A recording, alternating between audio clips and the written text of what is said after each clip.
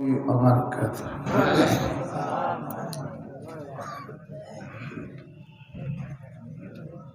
আল্লাহ নামের ঘোষণার সাথে একটু সংশোধনী। আমাকে খলিফা পীর সাহেব চরমনায় রহমতুল্লাহ বলা হয়েছে, এটা ভুল। চরমনায় হজরতের আমি খলিফা না, হজরতের খলিফা আইয়ুব আলী আনসারী রহমতুল্লাহ, যিনি চরমনা জামিয়ার প্রায় 35 বছর বুখারী বিভিন্ন কিতাবাদি মুহাদ্দিসিন কেরামদের একজন মুহাদ্দিস ছিলেন। চরমনার বর্তমান 2 শায়েখের ওস্তাদ হুজুর আমাকে এজাজত দিয়েছেন। উনি দুনিয়াতে নাই, কিন্তু আমি এটা প্রকাশ করতে চাই না। হজরত পীর সাহেব হুজুর বর্তমান আমিরুল মুজাহিদিন বলছেন এটা প্রকাশ করার দরকার নেই, আল্লাহ পাক এমনি বরকত দান করবেন। কাজে এটা ভুল তথ্য উনি হয়তো ধারণা করে বলছেন। আরেকটা, আমাদের নামের আগে আল্লামা, এটা সাজে না, অনেক ব্যাপক। আল্লামা শব্দের অর্থ অনেক ব্যাপক। বিবারিয়াতে যে কয়জন হজরতের নামে আল্লামা লাগানো যায়, এদের মধ্যে শেখ সাজিদুর রহমান সাহেব হুজুর আছেন, ওনাদের মতো যারা, তাদের নামে আল্লামা লাগানো যায়। এটা উনি হয়তো আমাকে খুশি করার জন্য ছাত্র মানুষ আবেগে লাগাইছে। আজকে এখানে আসতে গিয়ে আমার পেছনে অনেক তাকাদা দিয়েছেন। যিনি তাকাদা দিয়েছেন হযরত হারুন সাহেব হুজুর দামাত বরকাতুহ, মাগরিবের পর থেকে আমার পেছনে লেগে রয়েছে এখানে কোন সময় নিয়ে আসবে।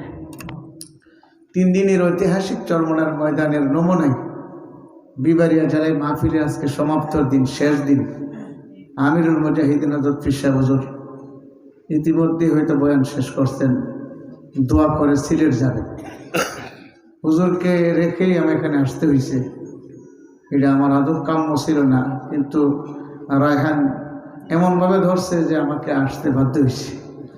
আমার এক আত্মীয় আছে এই বাড়ির মাদ্রাসার পাশে, ওই আত্মীয়রে দিয়ে আমার ফ্যামিলিতে আমার আলিয়ার কাছে ফোন দেওয়া হয়েছে। ও সেও আমার বারবার ফোন দিয়া হ্যামারিং মারতেছে, তাড়াতাড়ি ওখানে যাই তুই, বুঝলি? তো যাই হোক, আল্লাহ পাক পৌঁছাই দিচ্ছেন। বেশি লম্বা করবো না, মুআজ্জাজ উলামায়ে কেরাম বয়ান করছেন। এখন এই বয়ানগুলো আমরা আমল করলেই যথেষ্ট, ঠিক না?